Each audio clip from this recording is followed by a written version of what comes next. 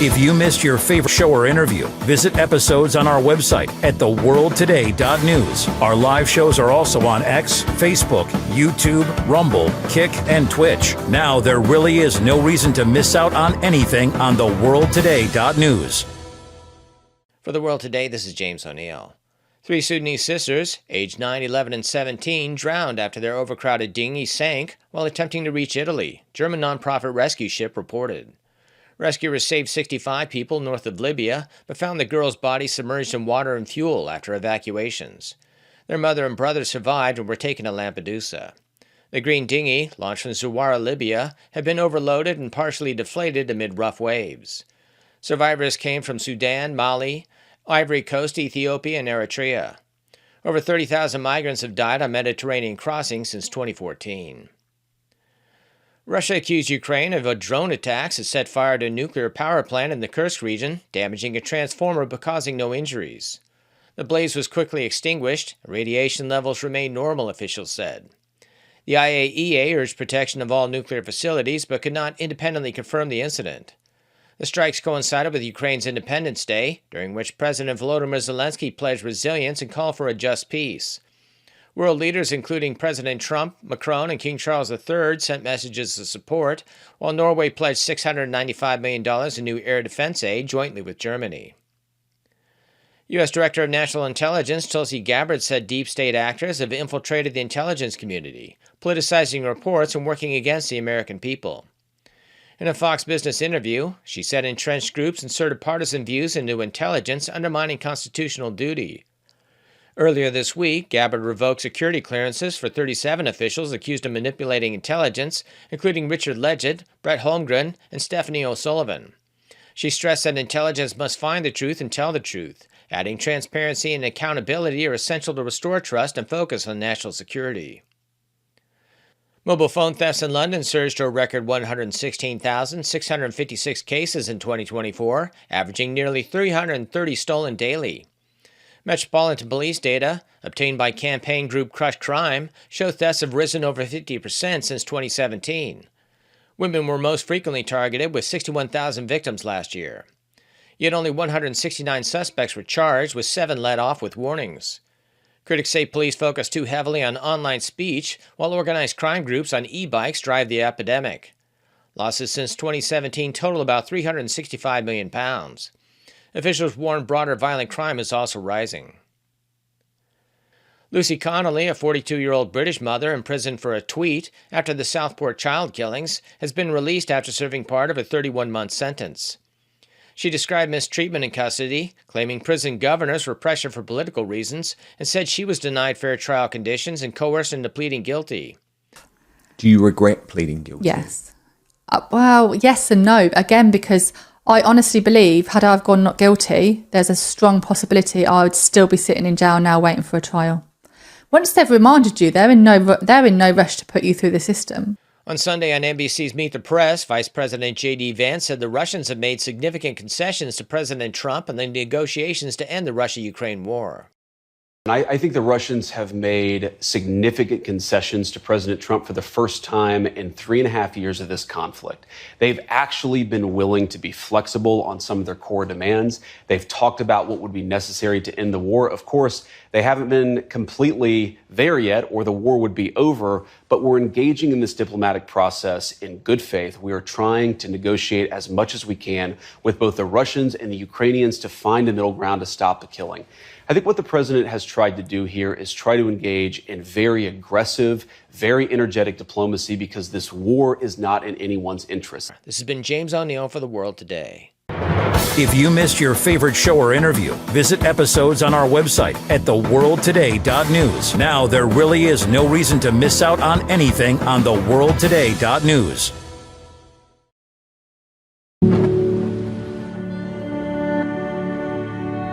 Hey there, I'm Lance Bass, and this is CHIP. For more than 100 years, American Humane has been on the front lines protecting animals in times of crisis. From Pearl Harbor to 9/11, the California wildfires, and the coronavirus pandemic, American Humane Rescue has provided life-saving assistance for animals in virtually every major national disaster. If you're anything like me, your pets mean the world to you. And if disaster strikes, you want to keep them safe. To prepare for an oncoming disaster, ensure your pet has secure and up-to-date identification. And if you must evacuate, remember to take your disaster preparedness kit with you. To learn more about disaster planning and how to keep your best friends safe, please visit AmericanHumane.org.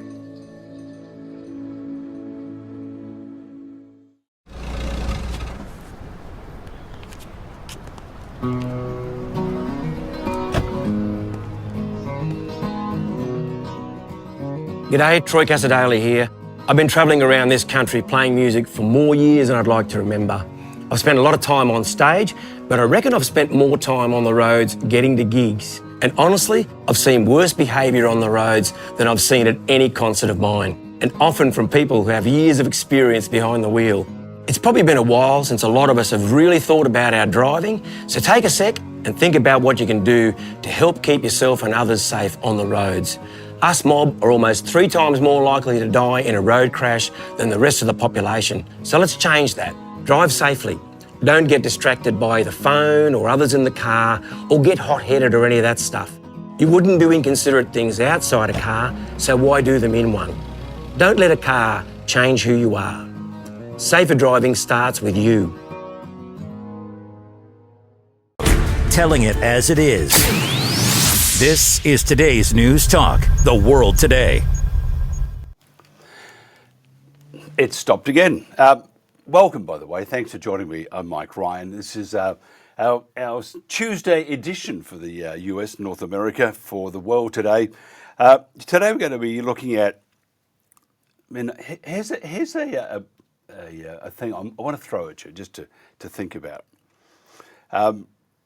Somebody sent me a post that were talking about these protests in the major cities, and amongst those people that are protesting are those that do believe that we need to stop killing people. Just stop it. But however, the thread of this post was something along the lines of that there is a movement to destroy the West, and you do it from within. And if you look at some of the people at the rallies, besides those that are doing it for their moral purification, I would imagine, that they want the world to know that they are outraged. And I think killing of any innocent person does warrant that sort of outrage. But amongst those people also a group of others that want to see the West disassembled.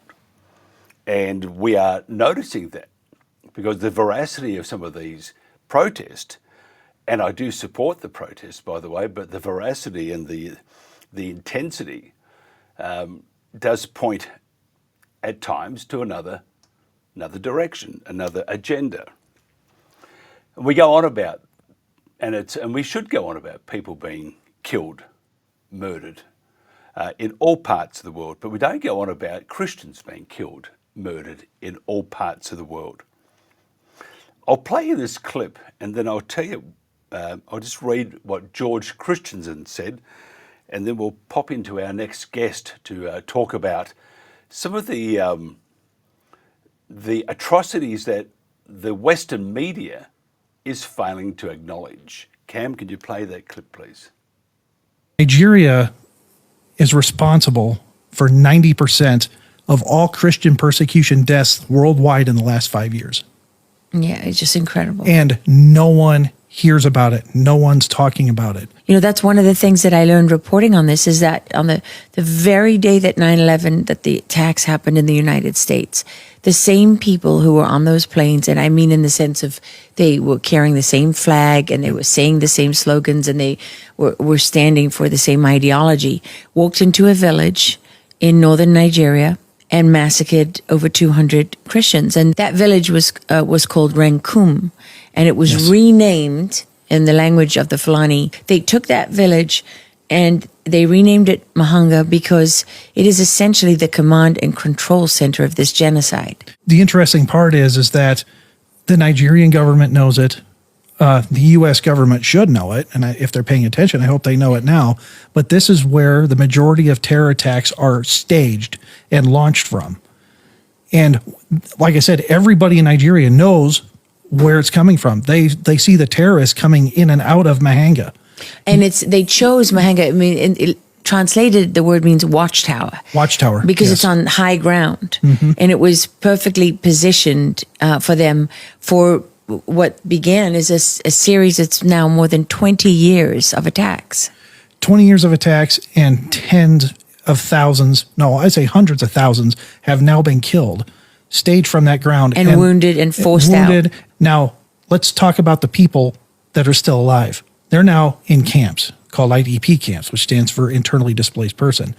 And we estimate that there's between 3 to 5 million IDPs right now. These are Christians without homes, without villages, that are living in camps. These are people who've been robbed of everything they had, who've been forced off their land. The Nigerian government won't even acknowledge their existence. No, they won't acknowledge their existence, and this it's a double-edged sword. When the Nigerian government doesn't recognize an IDP camp within their own country, that means there's no UN, that means there's no Red Cross, that means there's no other NGO, official government organization, USAID, or what used to be USAID, means those people get zero help if the Nigerian government doesn't establish and say, this is an official camp. And we know that Nigeria government only recognizes 40% of the camps that exist. So that means 60% of these millions of IDPs get zero help from the outside world. It was very quick, Cam. Okay, let me just read you this. Up to 200 Christians are butchered in one night, burned alive, hacked, fleeing, babies, mothers, priests slaughtered for their faith. No noise, no outrage, just silence. Now, the murderers weren't herdsmen, the media claim. They were radical, as the media claim, sorry, they were radical Fulani Islamist terrorists. They shouted Allah Akbar, torched churches, and left Christian corpses in ashes. This wasn't tribal conflict, it was Islamic jihad, and the world looked away. So I think fair's fair. We go on what's happening go on about what's happening in Gaza, and we go on what's happening in Ukraine. But nobody talks about this. And we are going to talk about this, and we're going to talk about it a lot, because one crime is not greater than the other crime. It is murder. Karen Hunt is author, writer, and illustrator. Karen, it's a terrible situation. Before we get into that, I just want to read you a couple of posts, if you don't mind. This is from Fatima Khan. Armed Fulani Islamists destroyed St. Paul's Parish Rectory. A Catholic priest confirmed the Christian property was set ablaze in night. Latest in a chain of attacks on Christians in the region, which is just terrible. A new report has found that more than 7,000 Christians have been massacred in Nigeria in 2025 so far, and close to 8,000 abducted by jihadist groups. So you would imagine that they've gone also.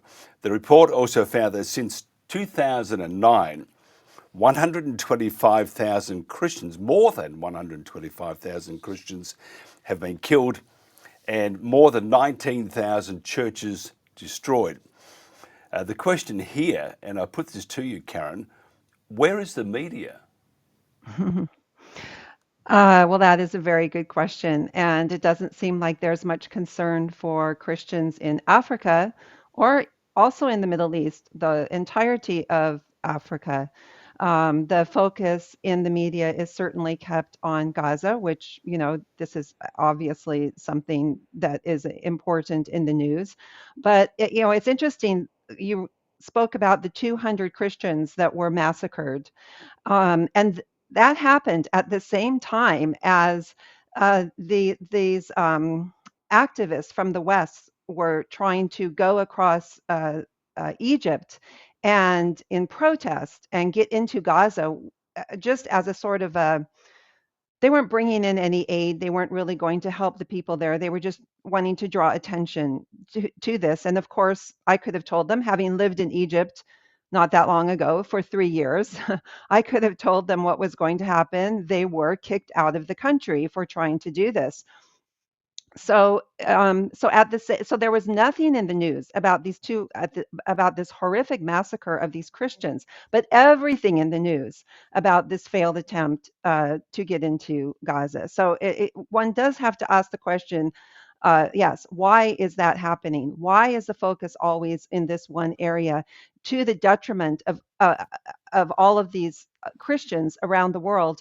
I mean, also, if you look at not just Nigeria, also remember that Nigeria is set to uh, become more populous, the third populous country in the world.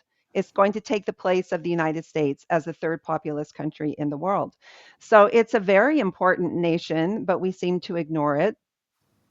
And the other tragedy is that throughout also the Middle East, the birthplace of Christianity, there's just a genocide of Christians going on. We've seen it recently also in Syria. So we're seeing it just systematically happening in these areas and absolute silence about it. Yeah, if you look around at all the Western nations, Australia, for example, the UK, there's been a pause in the US because of Bush being, not Bush, hello, Trump being there. Hello, I've gone right back to time. It's a bit like Back to the Future. But we have, except for the US, most of the nations around the world are, ignoring is probably an understated word, almost victimizing, hiding in the background, and they are leaning towards Islam and the Muslim population, which are a great number of the immigrants, whether legal or illegal. Why would this be?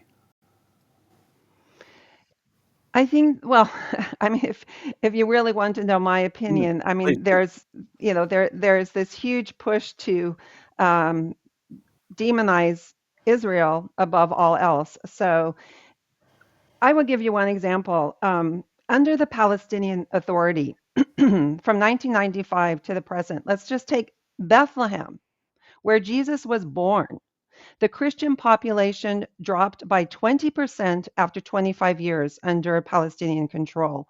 So by 2017, it was less than 10%, whereas under Israeli control from 1967 to 1995, the Christian population grew by 57% during this time. But for some odd reason, all we hear in the media is, I mean, in fact, I think Tucker Carlson just had this nun on there talking about how Israel is persecuting Christians. I mean, I've been to Israel, I've lived in the Middle East.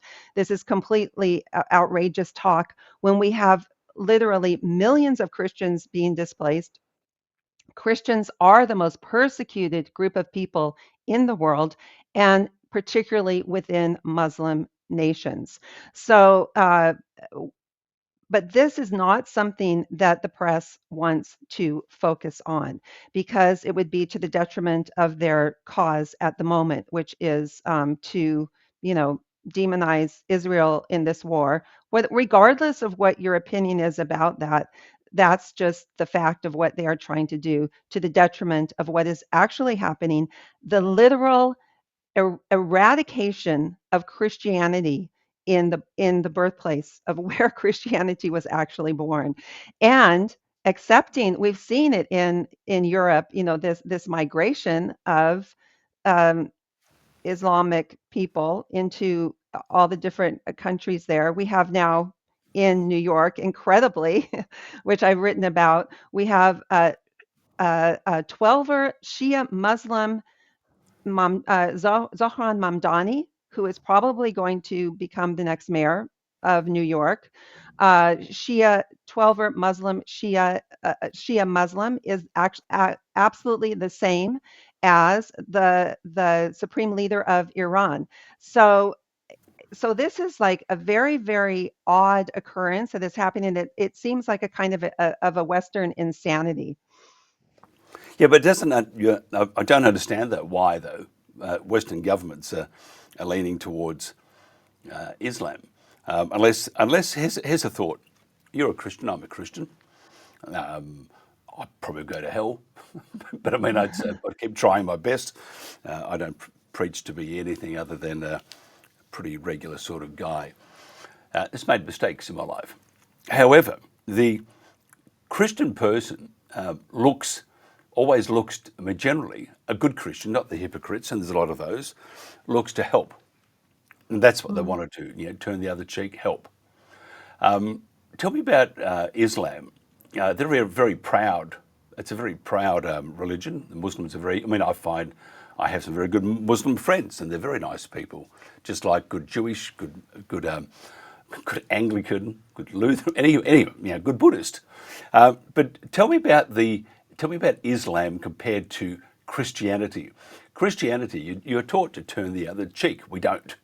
Just look at our history. We haven't done that, but we are, as part of our teachings, and most Christians are like that. They want to help, and that is part of the Western society, which, by the way, I think is disappearing. But what's the difference between, say, Christianity and Islam on that level? For example, do they believe that you should help those that are in a lesser position? Do they believe that that you have a right of free speech, that you can say what you want to say because you are entitled to do that? What's the difference, Karen? There's so many differences. I'm actually writing a book on this topic at the moment, based on my 3 years, as I say, living under Sharia law. And I actually went to Egypt with a totally open mind and heart to accept that Islam is the religion of peace. And obviously, yes, the majority of Muslims in the world aren't interested in committing jihad. However, the majority of Muslims in the world, I've reached the conclusion, are not being honest about their very own religion, because the heart of Islam, the very heart of Islam, is jihad. The very heart of Islam is the creation of the worldwide caliphate. There is no way that their Mahdi, their Messiah, can come until every infidel kafir is either eliminated or converts to Islam. And so this is the basic tenets of Islam, and people do not want to accept it. They don't want to. They just don't want to think that this is actually what Islam is. But you will see that even when you have moderate Muslims, they do not dare to stand up and speak out in any type of criticism of their religion. They are fearful. I learned living in Egypt, speaking to the people, getting to know the people there. You are born a Muslim. It says so on your birth certificate. You can never leave Islam. And if you try to leave Islam, you will be killed. So, and plus, they can marry, up to 4 women. A Muslim woman cannot marry an infidel. However, a Muslim man can marry women outside of Islam, because once they have children, those children are automatically Muslims. So these are various ways, either through jihad, through population, through infiltrating Western society and sort of taking over, and having more children, and so forth. So these are basic tenets of Islam that people in the West simply refuse to accept. When I try to speak about it, my life has actually been threatened because I speak out against Islam. This is what happens when you speak out against Islam publicly. Whereas in Christianity, you can go, anyone can speak out against Christianity. Nobody's going to come and put a fatwa on your head. Nobody's going to come and try and knife you to death. I would like my children to follow the teachings of Jesus. I do not want my children to follow the teachings of Muhammad. Now, people can talk about religion. I'm not talking about religion. I'm not talking about Catholicism, Protestantism, or anything else. I'm talking about the simple teachings of Jesus and the way that Jesus lived his life, in contrast to the teachings of Muhammad and the way he lived his life. If you just reduce it down to that, you see the huge differences, Muhammad marrying a 9-year-old child, for example. Everything about Islam was jihad, was killing to take over. So this is, so, but Christianity was spread, or is supposed to be spread, based on the teachings of Jesus. No, I'm not talking about religion. Based on the teaching of Jesus, through peace and love, and setting an example by the way that you live your life. Yeah, we're trying to, and you can see around the world, we're trying to, and again, I have, if people are watching at the moment thinking he's a racist, a pig, all that sort of stuff, I'm not. I think that you and I, Karen, grew up in the days that if you believe in something, good on you. It's your belief. It doesn't mean it's my belief, and don't ram it down my throat. What we have, and that's how the West has been, basically. I'm being very simple there, but it has been that way. If you know, there have been times in the last 100 years where various, like in America, for example, went through a bit of a crazy period, and we have periods in Australia, but generally we are very tolerant. You just don't put it down our throat.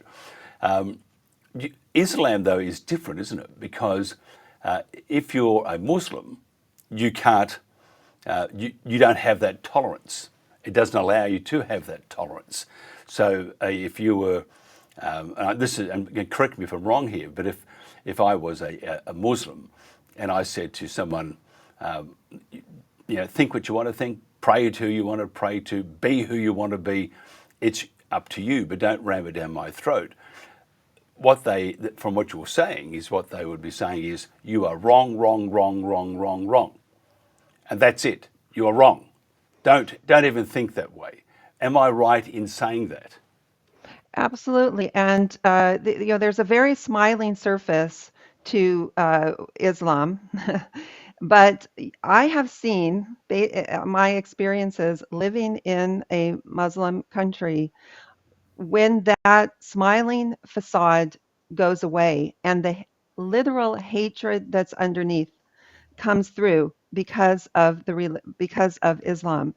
I mean, I know that people don't like to hear this, and certainly, and again, I know, there are plenty of wonderful Muslims in the West, so I'm certainly not, and there's horrible Christians, there are horrible Christians that have done horrible, horrible things. I'm talking about the very basic tenets of Islam, and when that is revealed, you will see that those moderate Muslims are not going to stand up. They are not going to speak out against the radicalism. That's the worry, that because Islam, there's what, more than 2 billion Muslims in the world. They're growing at a 70% rate compared to the rest of the population at, I think, a 30% rate of the world. And so within there, if you just take, I don't know, 500,000 jihadists, within that group, that's a big problem in the world, and particularly in the West. Yeah, I totally agree. We had a guest on a while back, and this very nice person, but believes that Islam is not suited to be part of Western culture. Would you agree? It's it's very hard for me to say, no, nobody should, go to Israel. You will be surprised. You will see, Arabs, Muslims, everything's in Arabic, everything's in Hebrew. You will see where one place in the world where it shouldn't happen, that there are people who are worshiping. I would never say that. No, I would never say to any individual, I have the right to tell you how you should worship. I would only say to them, look with honesty at your religion. I would plead with them to look at with honesty at the heart of their religion. That's what I would try to do. I mean, I'm not going to say no Muslim should ever live in the West. I'm not a person that can say that to another human being, but I am extremely concerned that there is this refusal to accept the truth of this. And I actually call it a cult. I don't even call it a religion anymore. It's like the biggest, most successful cult in the world. It's a cult. We often talk about this is I'm sort of waffling here, not waffling, trying to get to a point. We often with groups, you talk about the end of the world.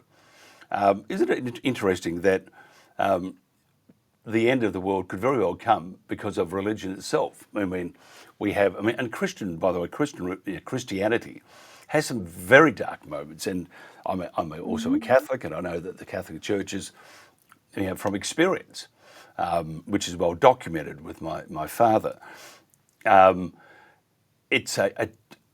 It can be a very, the institution itself is quite abhorrent. And my father used to say, though, that the institution is not God. And these are just human beings, and everyone has its failings. Every human has its failings. And if you happen to go to a better place, then great. But, he was a very good man anyway. And he had because he dealt with a lot of bad monsignors and went right up to Rome. So it was very, very bad. But if we have, because again, Christianity, you're taught not to kill. And at the moment, we have your government, for example, the US government, a lot of those are, the Bible bashing Christians. Yet they're the first on the bandwagon to annihilate a population. So again, we're not just saying that it's Islam, it's religion, and you could find that. And I personally believe that at the end of the day, it will be religion if there's going to be an end of the world. And if you believe in God, there's going to be an end of the world. We just don't want it to happen at the moment, but it could be because of religion, and that alone would make those in government hypocrites to the umpteenth degree. And then we have, on the other hand, we have with Islam, we have the fundamentalist and the teachings. It also heads in that direction. You're better off dying, and it could also end the world. So the conflict of religion here, which is what Western society is based on Christianity. One, to get rid of it is a pretty dangerous thing because we have no moral compass. But at the end of the day, it could very well be the end of the world in the name of God. How crazy is that? Well, I think that, this is what's happening, and I've written a lot about this over the past 2 years. I've warned a lot about this push towards extremism on both sides. So I'm not just, there's a huge push towards, Christian nationalism, this, Christ is King movement on the right side. So each side is being pushed further and further towards the extremes, to the point where they are no longer, at some point, I hope it doesn't happen, that people will have no choice but to choose one extreme or the other. So that's a whole other topic that we could talk about. Actually, my son has to get on the computer now because he has a class, but I would love to discuss that topic more with you. I think it's a fascinating topic, and I think I think and we don't talk about it enough in today's world. I think we sort of put it in the corner, and hopefully that annoyance will go away. But you can't tell God to go away. Karen Hunt, sorry about delaying your child's that's okay. schooling. He must go to school. Thank you very much for your time. Thank God you bless so much you for all. having me. Thank you. Thank you very much. We'll be back after this break. This is The World Today. Here's a bushfire fact. Bushfires can occur without warning. So if you're travelling during bushfire season, here are 3 simple steps to remember. 1. Check the fire danger rating before you go. The higher the fire danger rating, the more dangerous the conditions. It may be safer to replan your trip. 2. Think about the area you're going to and what you would do if a fire started. How would you escape the area if you needed to? And where would you go? Check if there's a neighbourhood safer place. 3. It's dangerous to drive through smoke or fire. If you can't find a way to avoid the fire, park in a cleared area, face the car towards the fire, and turn the engine off. Then lie on the floor and cover yourself to protect yourself from radiant heat. Live bushfire ready. For more helpful tips, visit myfireplan.com.au today. I said, could she die? And the doctor said she could. It was so scary. When I started clawing at my neck and trying to breathe, and I thought, what are we going to do if I die here? How's everyone going to go on? When someone's gravely sick or injured in the bush, they rely on the Royal Flying Doctor Service. But now the Flying Doctor needs your help to fund vital medical equipment and supplies. Please search Flying Doctor online to give a regular gift of just $10. You can help equip the Flying Doctor's teams to respond to any emergency anywhere. Search Flying Doctor online. Become a part of the Royal Flying Doctor Service and help save lives in the bush. With the latest information and analysis of major events from around the world, this is today's News Talk, The World Today. Okay, even though we're talking about this is primarily for North America, and we also cover other topics. For example, the tariffs from Donald Trump. They've let me tell you how ridiculous Australia is. Here's a headlines. Until further notice, Australia Post is suspending parcels to the US because of the tariffs. But if you're in the US or anywhere in the world, you'll note that the Australian government is truly off the planet. And I read somewhere today, and I need to investigate more, that they're going to push forward and to hurry along their environmental agenda. And we already see that there's a tax now or they want to put on a tax for the EVs for using the roads, because how dare they get it for nothing? So all this sort of stuff. We find the government is really, really crazy. But to suspend parcels to the US, it's good for private companies, but that is nuts. Think about it. That is nuts. Oh, we're not going to deliver your parcel because we don't like Donald Trump. Hey, he's put a tariff on you. So what? You make enough money, but if you have to, add that tariff surcharge or whatever. But you can't stop delivering. Oh, yes, we can. We don't like Donald Trump. He doesn't believe in climate change. Give me a break. Just incredible. I think governments, just imagine how much better we would be if we all had sensible governments, or one step further, a little more radical, if we had no government. But you got to have a government, don't you, to keep things rolling along. But years ago, I think at the turn of the century, not 18th century, the last one, thanks very much. But think about it, we had slogans: smaller government, we'll get out of your life, vote for us. Now and you look at Gen Zs and Gen, all those sort of groups. They all want government to run their life. Oh, you're telling the truth. Well, let me tell you about COVID. Oh, I believe you. Give me a jab. Oops, I'm going to fall off the perch in 5, 4, 3, 2, and 1. Look at the New Zealand government, by the way, just from yesterday. Here we have the NZD-SOS have been slugged with a $100,000 bill. And part of the claims were that they were saying that, and which we know, and countries are now stopping it, but of course in New Zealand, they're putting fluoride in. Now here, they were saying that fluoride is good for the teeth. It is, but you don't drink it. You go, or take them out and it's good for the teeth, but not to be drunk. And so what did the New Zealand government say? Oh, we're doing it for the water, not for the people. So okay, so if you drink that, you're drinking basically a poisonous, cancerous substance. But it's good for the water. It doesn't make sense, does it? It's a bit like that village in Vietnam when the guy was been jailed and everything, but they napalmed, just erased a village. And they said, why did you do that? He said, I had to save the village by erasing it. It's sort of like, got to kill all the humans to save them. Government, I think government is appalling.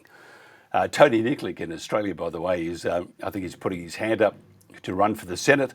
Could think of no one better than Tony Nikolic, although he needs to take a breath sometimes when he talks, and he needs to buy me a drink. But Tony Nikolic is a very good person, by the way, and he could be a good member of the opposition because One Nation will never get into government. Anyway, so the tariffs to stop Australia Post delivering to the US just smacks of a protest to say that you are really bad people. And we don't like your president because he knocks our windmills and solar panels and all that sort of stuff. We believe in climate change. The world's going to just fry. If it doesn't fry, it's going to freeze. If it doesn't freeze, it'll be normal. Anyway, one of my pet subjects is, I think homeless people. I think it's absolutely terrible that society has got to a stage that we have homeless people. I mean, we spend money on everything else, on gender equality, which I think it should be, but gender change, transitioning, all that sort of garbage, putrid stuff. Yet we're happy enough to, as we're saving the world, to see these poor homeless buggers in the street. They're just in terrible ways, whether it's Australia, whether it's US, whether it's UK, in many places. I mean, society has turned its back on those that need your help. And a lot of these people, I mean, there's a story in, it was Jen, my business partner and producer, sent me a tweet last week about this guy in the street, and he was rocking this dog in his arms. Beautiful dog, and it was covered over, and he's just rocking him and just saying sweet nothings to him. And this guy's on the street, and they asked him about why he was doing that, and he said he used to have an apartment.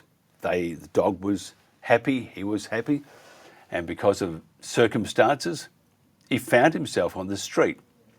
And because of the noise, the noise of the cars and the trucks and stuff and people, the dog couldn't sleep.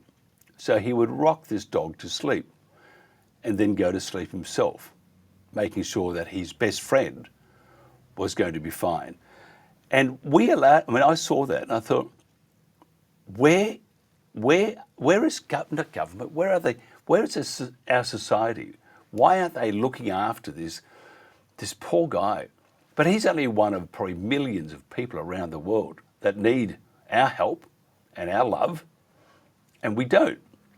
Yesterday I was talking to Frank Romano, and the senseless killing in Gaza is just it's abhorrent. And a lot of talk from government around the world. I mean, I talk a lot about it, and I think, it's what I do, but we should do more. And I said to him, because he bought a boat called the Hundala out of his own money, and he went there with a group of people to protest, saying that you can't kill innocent people. It's just got to stop the genocide. Said to him, you're not only talking about it, you're doing something about it. And that's, I think, and I'm included in that, by the way, that's what society's got to talk. We need to do more. And even though he said, this is my job, this is what I do, I think we need to do more. So if you see people on the street, we used to say, it's okay to ask somebody, are you okay? That includes people in the street. I mean, across from our office here, we look down on the street, look down across the road, and there's a homeless, not get-together place, but it's where they get the food, food, and they have mobile showers there in vans and stuff, wash the people's pets and stuff. And it's very, very kind of those people down there. And I look down there and I keep thinking, all of us are just, one step away from joining those people. So we need to have more in society. And I think of the poor animals, because animals, I've got a beautiful cat called Tabitha, although my business partner would disagree with that many times, but I think Tabitha is, my wife and I just love this cat. And this cat was saved. It was saved by Jennifer, of all things, Jen. She saved the cat. And the cat is a magnificent creature, but you think of these people that have their pets, and once they find themselves in the street, who helps them look after their pets? And we have this clip here, and I think we might just play it now. Cam, if you could play that clip. It goes for about 9 minutes, but it talks about homeless people. So if we could just play. So we'll go into the clip, and we'll come back to Bryan in a sec. Actually, no, I want to play the clip. If you can just go into the clip, please.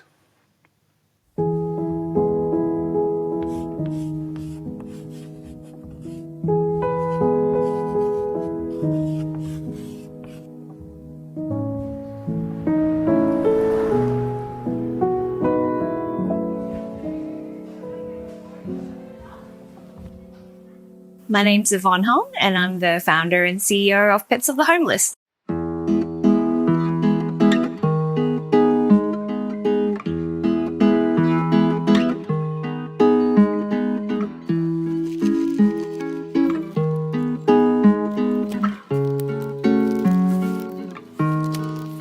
Started Pets of the Homeless when I realised that such a service wasn't available to help those who are experiencing homelessness or hardship with their pets. And back then it was just myself with a suitcase full of food, and I would walk down the streets of Melbourne every single weekend to hand them out to anyone in need.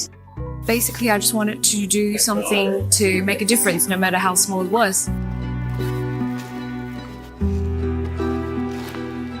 So at Pets of the Homeless, what we do is we provide assistance with pet food. We also help them cover the cost of veterinary care, and we also take in the animals and provide them with a safe shelter when their owners are temporarily unable to care for them. My name's Michelle, and I'm a volunteer here at Pets of the Homeless. They are our best friends, and people need to get out of certain situations. It's just so fulfilling and such valuable work that we do to keep best friends together, which is our tagline, and it's just so true. It's either you choose the security of a safe shelter or you have to part with your pet. And a lot of the times people are actually willing to continue sleeping in their car or sleeping rough on the streets just because they don't want to be separated from their pet. So a lot of people, they don't have family and friends to support them. So their pet is their whole life. So my name's Graham Collier, and I'm a full-time volunteer with the Father Bob McGrath Foundation. So we provide free food to those who in need of assistance. And obviously, in addition to feeding our friends, our human friends, we also need to feed their pets. We live in a country in which there is a strange imbalance between a massive amount of surplus food and an increasing number of people in need. And if you look in there and look at all those amazing people packing up food, they've got heart. And I love working with people who give their time and give their personality. They're just amazingly wonderful people.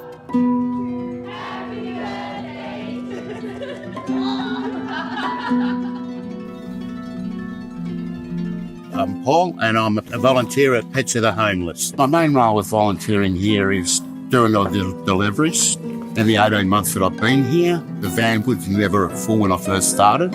In the last 10 months or more, I go out with a full load every time, and you see, you get people that are coming up to you and giving you hugs and thanking you and everything else. It makes me feel proud and good. Sometimes it does bring a tear to your eye. This team, the whole organisation is full of volunteers that are passionate. We've got the same passion. We love animals. We love helping. So I feel really valued being part of this organisation. I feel really honoured to represent the organisation. My name's Julie, and I'm a foster carer at Pets of the Homeless. Just giving someone's beautiful babies lots of love and attention and somewhere nice and warm to sleep. Pets of the Homeless pay for everything, all their bedding, their food, their vet, whatever they need. And I just have to give them some love and somewhere nice to live. And then now we've got Coco, and she's a sweetheart. And my dogs really love her. Labrador cross husky. Her dad has no home to live in. So he's looking for somewhere to live, and when he finds a home, she'll go back. It really makes me feel good about myself being able to help someone, because it doesn't cost anything to do it. You just have to give love, and pets give heaps of love back to you. I was a bit nervous at the beginning because I thought I would be upset when they go home, but you just have to get it in your mind at the beginning that you're looking after someone's baby for them. About to go. Yeah. Are you ready? And action! Who's that?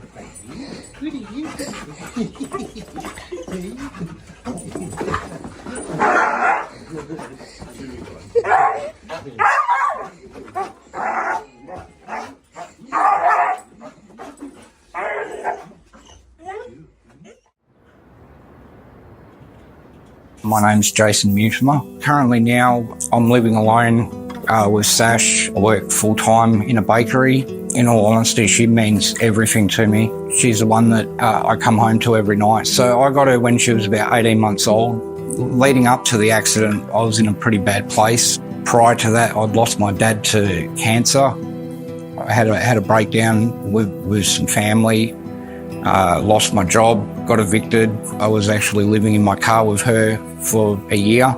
I kept getting rejected every time I'd apply for somewhere because I had the dog, and it was just, it was a pretty hard time, When I used to live in my car, I used to always take her to this little place that I could actually let her off the lead. Since I'd been in this other house, I hadn't really taken her there, and it was just a Saturday morning, and we went for a big walk down there, and I thought I'd let her off the lead. She was just running, and next minute she yelped, and I thought she'd stepped on a bit of glass or something, because straight away she wouldn't put any weight at all on her back leg. Eventually I took her to the vets, and they just straight away said, no, she's done her knee. She's going to need ligament surgery. So a part of me felt guilty because I'd let her off the lead. Once I got that diagnosis, that was basically the only option that we had. And then Pets of the Homeless, off their own back, went and did a fundraiser, put it on Facebook, had a tremendous result, and raised well and truly enough to do the whole surgery. They don't know me, they don't know her, and it was within the space of like a couple of hours, and we'd already reached our target. Hundreds of well wishes, and absolutely brilliant, like the goodwill that's still out there. Yeah, my name is Aaron and this is Spud. I've had Spud since he was a puppy. He's 10 now, and I've had him that whole time, except for when he's been with Yvonne at the Pets of the Homeless. I had a bit of a rough patch. I had a workplace incident happen a few years ago now. I was unable to get secure, proper accommodation for Spud and I for some time. And that was when I had to make the decision to sort of put him into foster care for a little bit while I found somewhere that was suitable for even just myself. We've now got a beautiful apartment and we go for walks every day, and it's just like lovely having Spud at home and being with him every single second of the day. To know that Spud was safe was probably like the most... It has two sides to the coin. It's sad and you miss him, and it's somewhat almost depressing that you can't even take care of your dog.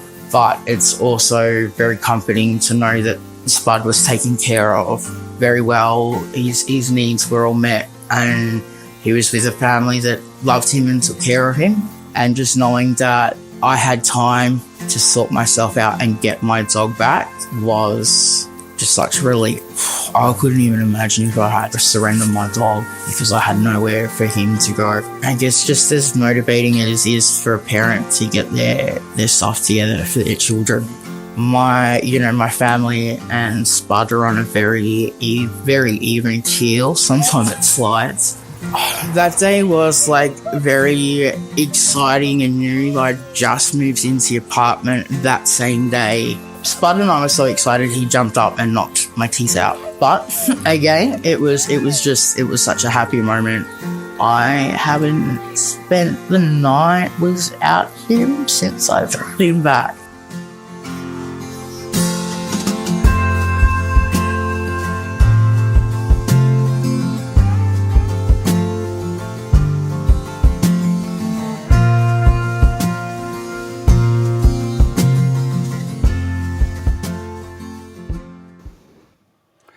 Okay, that was a beautiful little mini doco, Pets of the Homeless at .com, I think .au or something, Pets of the Homeless in Australia.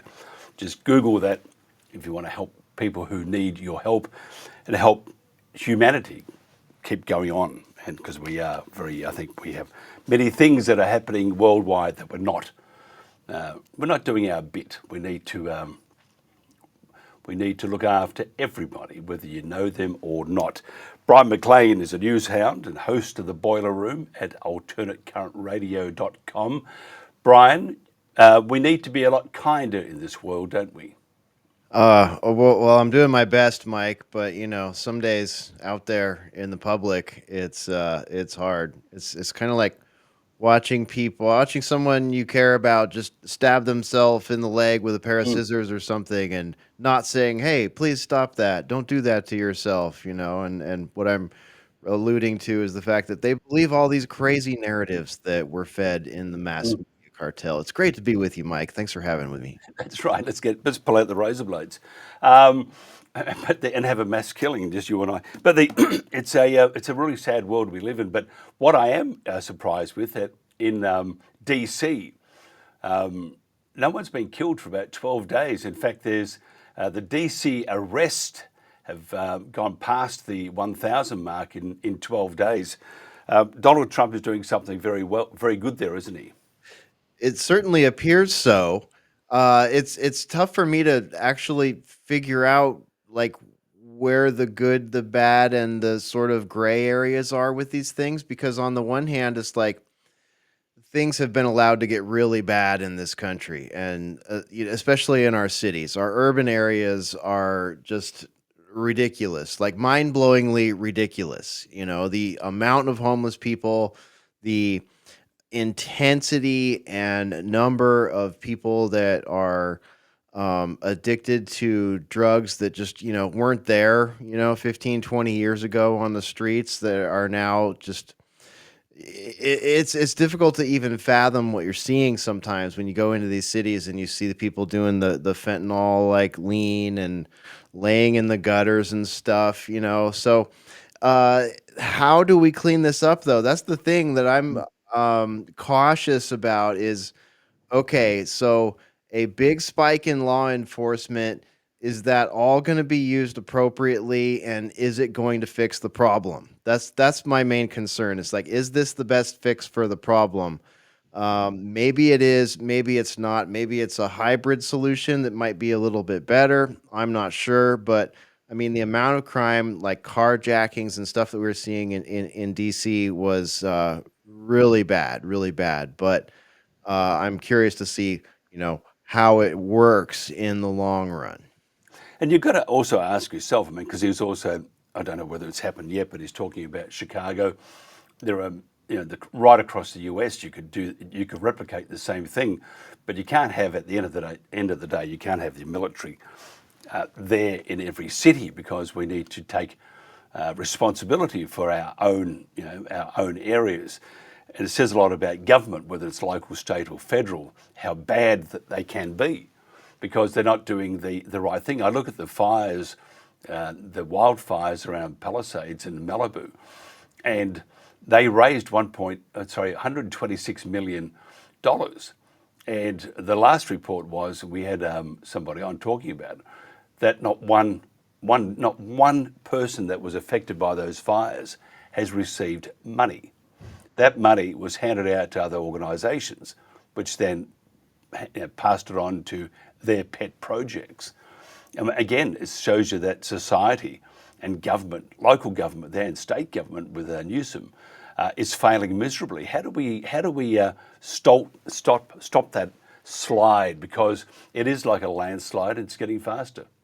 Well, it's a great question, Mike, and I'm afraid the answer is we're pretty much only effective at local levels, and the larger the population, as you creep in towards and into the cities, you become less and less effective, because we're sort of in that the FAFO, the F around and find out. We're in the find out phase right now of what happens when cultural engineers and corporations and intelligence agencies and politicians and media and social media people and technocrats, when they want to interject cultural manipulation into a society, we're at the part where it's already been interjected and the manipulation has already happened, and we're at the find out phase right now. You could also liken this to a Hegelian dialectic where it's sort of you know synthesis, anti-synthesis, and you end up with the solution, right? The problem, reaction, solution. So right now, after things have gotten so bad during the last administration, in particular, in the 5 years since COVID, um, now the reaction is, well, we have to clean it up, and we have to clean it up with a heavy hand. But can you really clean up with a heavy hand 20 million people that are here illegally? It's easy to say we're going to concentrate on criminals and this and that, but at the same time, you're training your law enforcement community to be militarized and to do these sort of strikes regularly for an extended amount of time. So, are we really fixing the problem, or are we putting a Band-Aid on something that was meant to bleed out and take us into a new era, which is kind of where I think we're at right now. So I do like the initiative. I like the idea of cleaning up DC and some of these cities, but I think that the problem is that the cultural engineering that led to these problems is endemic now. It's can't really get rid of it.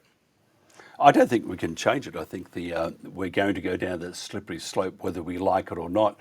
The only way out, or to change the trajectory at the moment, is to have a very strong-handed government, federal government, which I think Donald Trump would love to have with his biometrics and all sorts of security measures. They're talking about every American having a wearable, so that will save your life. But in fact, what it does do, it creeps over your personal space. Your private information is no longer private. That itself is a bad thing, because that's what we're all fighting about, to have freedom. Yet we have, on the other hand, we have socialist style governments, not the one you have now, but socialist style governments as you had in the previous administration, or state governments. And they're failing miserably. So how do you get that happy medium, or do we just keep plummeting down? And I think we are. I think we're going to get worse before it gets better. But how do we change the trajectory? How do we make? Because the US used to be, it was the place to go to. I mean, sure, just the number of people there was crime, and it was a lot of crime. But looking at the number of people, it was about average, except for some areas. But now you have the whole thing is just catapulting out in all directions. How do we bring it back in? How do we stop the slide from one becoming too governed, which is what Donald Trump would like to have? And sure, it may keep the murders down, but you become it's like almost like a jail. Or you go the other way with the Democrats, for example, and you have society just disassembling in front of you. And just to mention the homelessness, I mean, and the disaster that is for each individual. And as a society, we need to make sure that we look after our neighbours and our friends and those that we don't know. Yeah. Yeah, it's a tough one, Mike, because it's kind of like when a patient is really sick, or when someone is really out of health. It may have taken a very long time to get to that state. It's similar with our country, I think. It took us many decades to get to where we are right now, with sort of this boiling frog style, slow at the beginning, ramp up into, full-blown culture wars, full-blown identity politic wars. So I think that the solution is there, right? The solution would be to kind of look backwards and go back and lean into our constitutional framework and our Bill of Rights, and slowly start bringing education and therefore intelligence and therefore ingenuity back into the population. It might take, a couple of generations to get there, But I think if we were to kind of look at tradition and look at the framework that we were given in this country, that would be the solution. And then the problem becomes, how do we fix the financial situations? How do we fix the cultural situations? How do we strip out the aggressive identity politics and prop up, ideas of freedom and liberty and ingenuity and ethical business functions and things like that? But this is the kind of thing that is required, and it's outside of what the technocrats and donors and corporate donors and intelligence folks would all like to see our country be motivated by. So I think that the solution is there. It's a long-term solution. It's sort of traditional mixed with, current, but it's there. Can we wake it up though? That's the big question. That is, and just as we're wrapping this up, what's happening with current alternate current radio, sorry about that, .com. I mean, you and Ruckus and Basil at times and Patrick, and you discuss these things. Now, these things are always at the forefront, right on the front of the head, the front of the lobe. Tell me the last episode of the Boiler Room. What were you discussing, and tell us what we can expect? Well, in the last episode of Boiler Room, we were talking a lot about sort of topics, sort of like we're talking about here tonight, the incoming artificial intelligence wave. Like if you think back to before smartphones were normal and everybody had one, life was sort of a different paradigm. And then over the, somewhere after, 2005 or so, when they started becoming a little more normal, approaching 2010, it became a completely new paradigm that we were living under. And we're looking at the coming AI. I mean, I guess it's already here, but the growing wave of artificial intelligence, nanotechnology, all these sort of things, how they blend in with current politics and current events, and gosh, even on our little machines, these artificial intelligences are showing up on your phones and everywhere, are changing everything. So we talked a lot about that. And we're sort of, the canary in the coal mine over there at the Boiler Room when it comes to these things. We always look at sort of what the, what are some of the risks involved with these technologies coming in. So that's what we've been up to over there. And it's been fun. It's and congratulations on the new website. It looks really good, Mike. Yep, we're getting there. We actually, for the last year, that's all we've been saying about our website. We're getting there. So hopefully this one will I know the feeling. It drives me nuts. Nice to see that you have a picture of London in the background, by the way. Oh, yeah, friendly, definitely not artificially intelligent driven. It's a good place. But that's what the first time I went to London, I couldn't believe it. There are cameras everywhere. It's just incredible. I've always heard stories about it, and I've never been, but I think that here in America, over the last 15 years while I've been hearing about that, we've been trying to catch up. We've got cameras on every stoplight, all kind of places. They're just everywhere now. It's for your own good, Bryan. Yes, for my safety. And society's safety. Don't you ever forget that. Yeah, that's right. We need to make sure that the Panopticon knows from my wearable if my heart rate has spiked for some reason. It could be a problem. And if they don't like you, they'd hit the red button and you have this magnificent heart attack, just like that. But they'll know about it. Bryan McClain, thank you very much for your time from alternatecurrentradio.com. We'll catch you again next week. This is The World Today. Thank you very much.